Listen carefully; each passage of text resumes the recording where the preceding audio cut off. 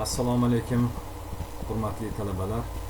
Bugun sizlar bilan O'zbekiston Milliy universiteti Ingliz filologiyasi kafedrasi dotsenti Ўсаров И.К Nazarий grammatika fanidan mavzularini davom ettiradi. Ruxsatinglar bilan mavzuni ingliz tilida olib borsak. Dear students, today we're going to talk about the main part of the grammar, morphology, and the theory of parts of speech in modern English. The above are given plan and the keys of the lecture. The parts of speech theory is one of the vexed and controversial problems in linguistics. In the history of linguistics, there were made many attempts to create a solid theory of parts of speech on the basis of strict principles and strict criteria. But none of those attempts has as yet proved right and generally been accepted. Still, there is no generally accepted classification of parts of speech in linguistics as well as in modern English. It is because of the lack of strict criteria for their classification, hence are differences in the nomenclature of parts of speech. It is very important, first of all, to define the very phenomenon called parts of speech. Here is our attempt to give a definition of a part of speech in modern English. So, a part of speech is then a class of or a group of words characterized by the following three main criteria: meaning, form, and function. It is then right to postulate that parts of speech that are interchangeable in form have no grammatical category at all. We shall analyze different approaches to the parts of speech in English.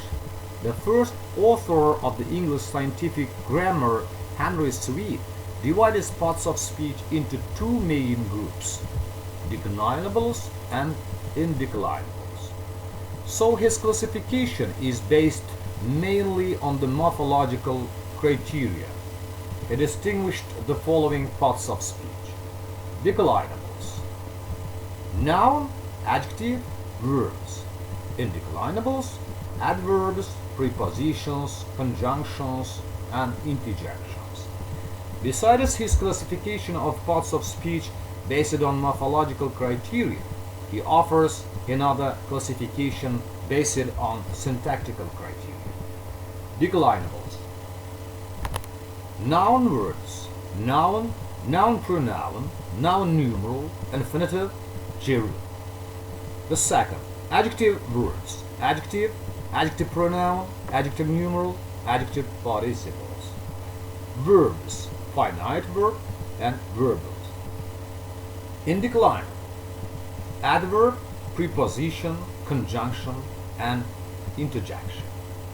As we see, the first attempt to classify the words in English into parts of speech seems to be very interesting, but it has its weak points, which lie in the following.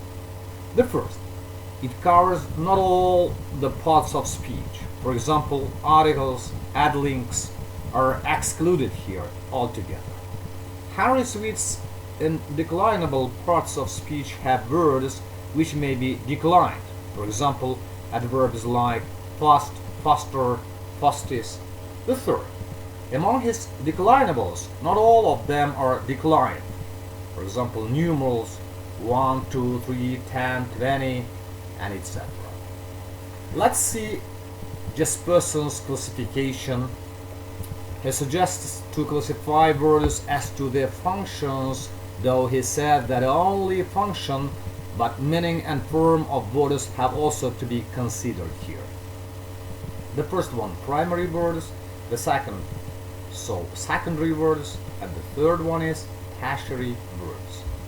As for example, in the word combination "a furiously barking dog," he called the word dog primary, because it may serve as a nucleus of a phrase or subject of a sentence.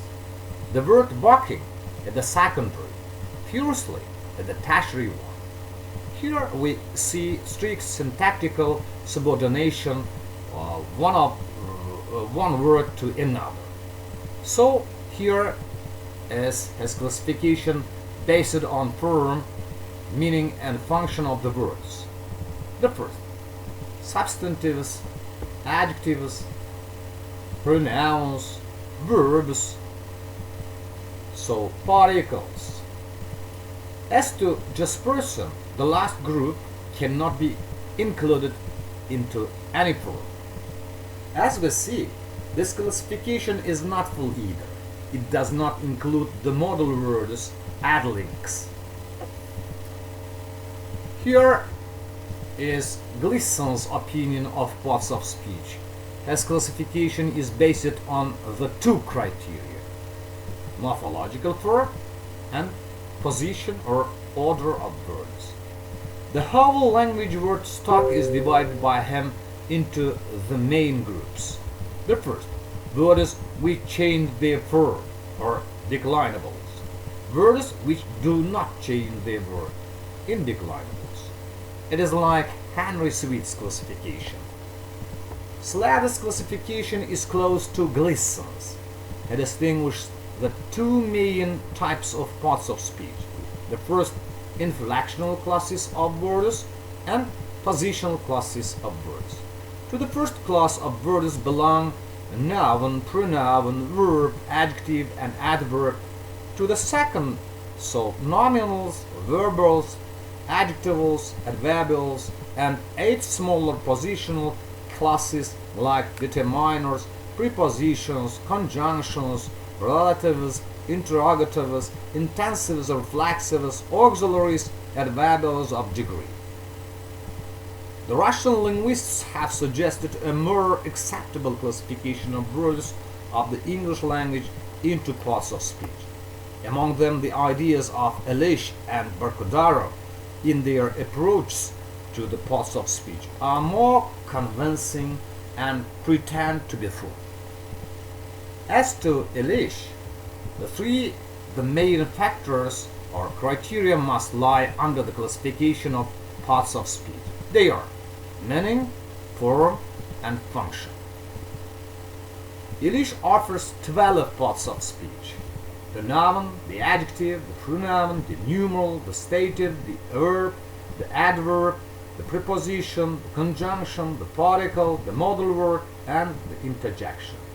Besides that, Elish registers some words which do not fit into any other group of parts of speech, such as yes, no, please, almost, very, nearly.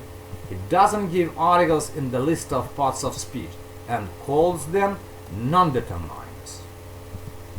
It's interesting but groundless. Hence we accept article as a separate functional part of speech because it has its real status of a part of speech and may be added not only to nouns but to the other parts of speech as well. Khaimovich and Rogovskaya offer 14 parts of speech. Ivanova and Burlakova-Pachevtsov distinguish 13 parts of speech. Zhigadlo distinguishes 13 parts of speech. Francis stresses that there are only 4 main parts of speech, for they are helpers to the notional parts of speech and have to be treated separately. They are noun, verb, adjective, and adverb.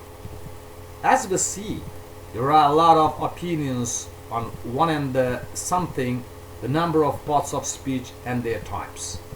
Among the above mentioned, as it seems, the most adequate classification is that of Khaimovich and Rogovskaya. It is up to a learner to follow this or that grammarian or work out his or her own classification of parts of speech. Among the theorists of parts of speech, the Russian scholars occupy a conspicuous place. The distinguished feature of the Russian scholars' investigations lies in the fact that They based themselves on the three main criteria in classifying words of the English language into parts of speech: meaning and form and function. So now it is high time for us to sum up our analysis of the parts of speech in modern English. Our observations show that there are following 16 parts of speech. They are noun, pronoun, adjective, verb, numeral, adverb, modal word, word of category of state or stative, interjection, particle, article, conjunction, preposition, responsive, requisitive, and the last one is approximatives. That's all about morphology and theory of parts of speech. Thank you. Goodbye. Take care.